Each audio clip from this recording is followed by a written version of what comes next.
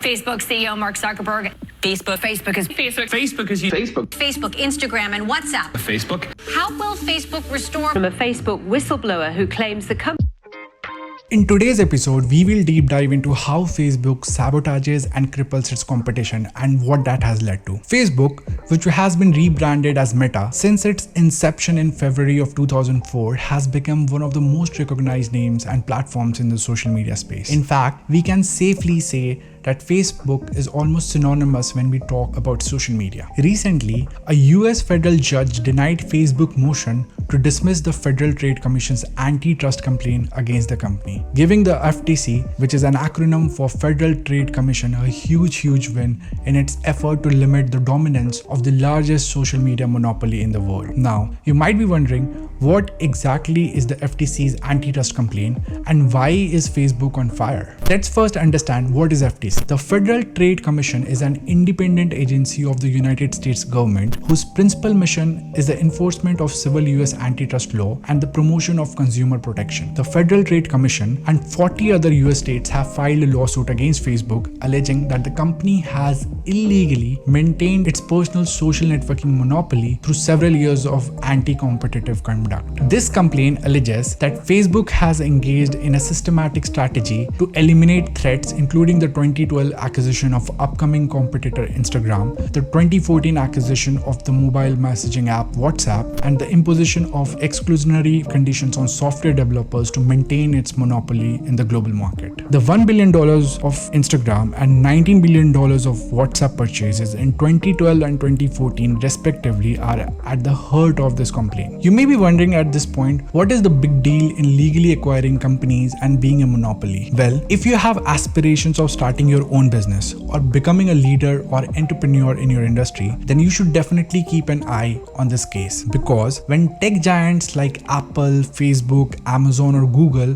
is brought under scrutiny, then it is not only affecting these companies or the competitors but also the entire global business ecosystem. A significant amount of change may occur in various industries as a result of even minor shifts in these organizations. This case will also set the tone of how businesses operate across the globe. FTC has already sued the global giant Google for obtaining its monopoly in online advertising and forcing its competitors to exit the industry a couple of years back. So what happens next? In this case, we will set an example for how big companies function in the future and what you can learn from them. Now, what exactly is the FTC case all about? Let us deep dive. The Federal Trade Commission has accused Facebook of breaking antitrust law by purchasing multiple smaller social media organizations and several major well-established competitors in an apparent effort to build a social media monopoly. Facebook has frequently bought out smaller companies. An illustration of the Facebook expected purchase of a company called Customer starts with K. Customer is an industry leader in customer service automation and chatbots. PitchBook estimates that Facebook paid over $1 billion for Customer. The company Customer has been promoted as a tool for Facebook's social commerce initiative. Similarly, Facebook paid $14 billion for WhatsApp in 2014 and $1 billion for Instagram in 2012, which I have already mentioned earlier. However, why should we be concerned about Facebook being a monopoly? Well,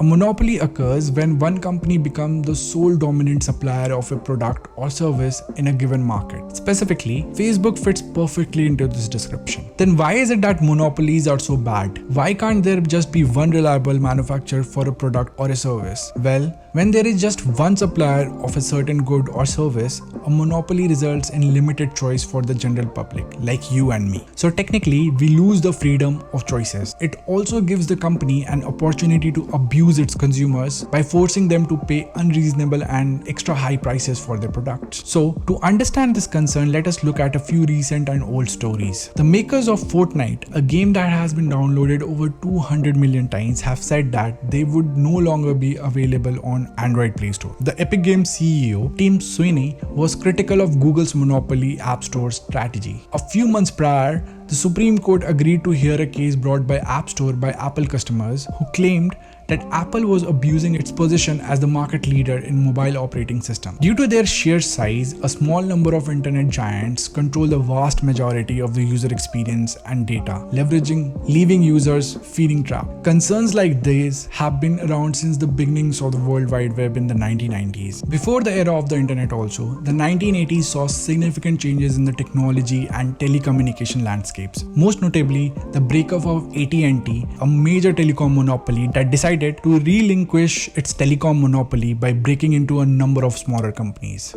Also, during the 1990s, Microsoft saved Apple by giving them millions of dollars. Microsoft and Apple have one of the longest running rivalries in the technology industry. Their competition is legendary. Many people are aware that both businesses are currently valued at over $1 billion, making them the largest in the whole technology industry. But many people, however, have forgotten that Apple was almost at bankruptcy a few years before the dot-com boom of 2000. In 1997, Apple bought Next, which Steve Jobs co-founded, and Jobs took over as CEO of Apple once again. For Jobs, the challenge of rescuing Apple from the brink of bankruptcy was a monumental one. It was then that he decided to contact Bill Gates, who at that time was the Microsoft CEO. But Microsoft did not save Apple out of the goodness of its heart. Rather, as a monopoly at that time, it did so to avoid scrutiny from the Department of Justice. Let's come back to our story about Facebook. Now, Facebook kills, sabotages or cripples its competition in three major ways, which is number one is acquisition. So as it turns out, the FTC is suing Facebook on the grounds that the social media giant uses mergers and acquisitions to wipe out its rivals. However, a Facebook spokesperson has said that the company's consistent release of new services and features over the years gives users more options to choose from, and Facebook does not stifle innovation through acquisitions. Number two is to replicate or by copying its competition. So the second way is when Facebook just copies the unique features of other social media sites and platforms. So for instance, Snapchat, a different social media platform, has a feature called Stories. This feature allows users to add photos or videos of themselves to their story that they don't think are post-worthy to post on Instagram. After 24 hours, these photos and videos disappear.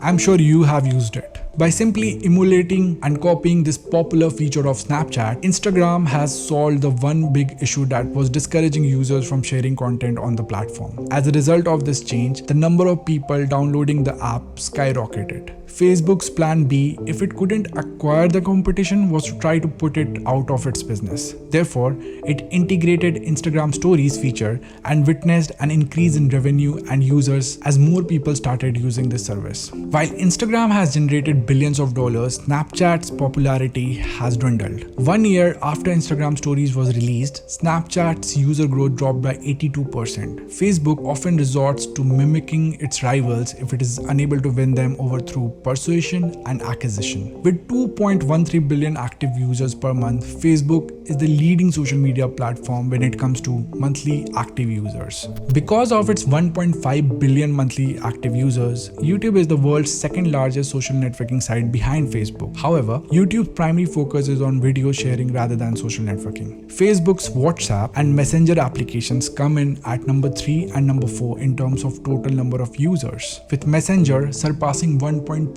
billion monthly active users in September of last year. WhatsApp also reached 2.4 billion monthly active users in February. Facebook's primary source of revenue comes from the sale of targeted advertisements. Compared to a few years back, when there was a 50% increase in advertising, last year there was a surge of 15%. Though it had a growth of 5% in 2020, the average ad price saw a 29% spike last year only. This highlights Facebook's monopoly pricing position in the marketing sector and demonstrated how easily they are raising prices. Mark Zuckerberg says that Google, Apple, Amazon and Microsoft services overlaps with Facebook in a number of ways. Well, this is undeniably true. But none of these organizations pose a substantial danger to Facebook. Google attempted several times to enter the social media industry, but none of its efforts were successful enough to threaten Facebook's supremacy. Google has tried its luck with social media platforms including Orkut, Latitude, Buzz, Jaiku, Dodgebell, and Google+. Now, the third way Facebook cripples its competition is by disabling them. Facebook has the option to cut off access to its application programming interface, which we also known as API, if a a business rival refuses to bargain. In 2013, Vine, an audio-video sharing platform, saw explosive growth in popularity across the United States. Very similar to today's trending software TikTok, Vine allowed users to create short videos. One reason why Vine has been so popular is because of a tool that is open to all Facebook app creators. Now, users of Vine may utilize this to invite their whole Facebook friend list as followers. Suddenly, Facebook stopped the use of this feature. Since new users can no longer see how many of their contacts are really using Vine, the company's expansion got stunted. The sluggish pace of development was also cited as a key reason for the app's downfall. Well, this is how Facebook eliminates rivals in the industry. By buying up, which is an acquisition, by copying or replication, or by assaulting or disabling them and wiping them out from the competition. It instantly makes the competition obsolete. Now, some of you may be wondering, what is the big issue with a court case involving a social media giant like Facebook, which has billions and billions of dollars? It can hire the best lawyers in the world, the top attorneys in the world, and win this case. Well, my friend, as easy as it may sound,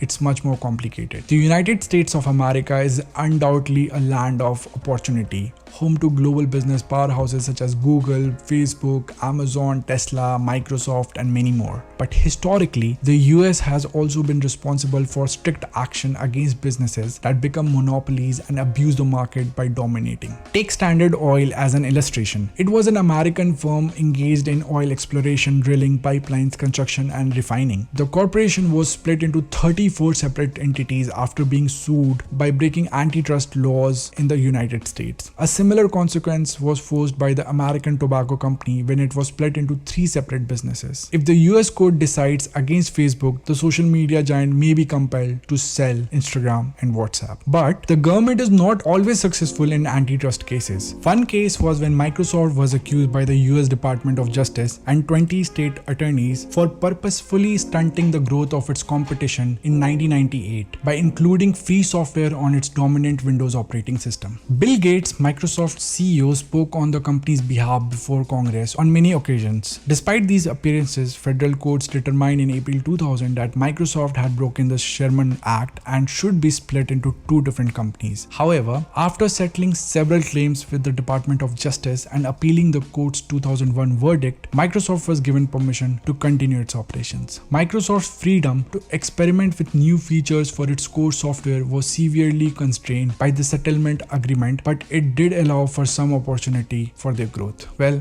in this video, I have already mentioned earlier that 30 separate states and the federal government have filed 3 antitrust charges against Google also. The company has been accused of anti-competitive behavior for things like setting itself up as the default search engine on browsers and phones. In fact, Google pays Apple $12 billion annually to be the default search engine on the Apple iPhone. Google claims that its users prefer to use Google search rather than other search engines, despite the fact that users may change the default search engine for their browser for any given moment. But even if Facebook wins and prevails in this case, it would have unexpected consequences. Microsoft's stock dropped by 14% when the business was sued and found to have broken the antitrust rules 20 years ago. And the price of Microsoft shares stayed low for the following decade and a half. Therefore, as business stakeholders, students, and investors, regardless of the case outcome, if you pay close attention to this situation, you might be able to predict how social media will develop in the future. Cases like this offer golden insights that very few people actually want to know about. You'll get an advantage and a glimpse into the business world of the future, which might be useful for you down the road for your own business. Well, in this world, we have many spectators, but very few people who can actually see. Well, you know if you know. Here at Alphause, this is precisely what we cover. Business stories, business secrets, case studies, insights, news, and resources. And if you are an entrepreneur, solopreneur, content creator, small or medium business owner, or even a student or anyone who is hustling and dreaming, then you have found your people, because we cover free and new business content just for you. Please subscribe to Alphause to make the YouTube's algorithm gods happy and also to gain access to these stories. And do comment below I subscribed, and I will personally comment on those. Make sure you click the bell icon also to receive instant alerts whenever a new story is published. Meanwhile, here is a playlist of business case studies. That's all from my end. This is Anuj from Alphause signing off, and peace out.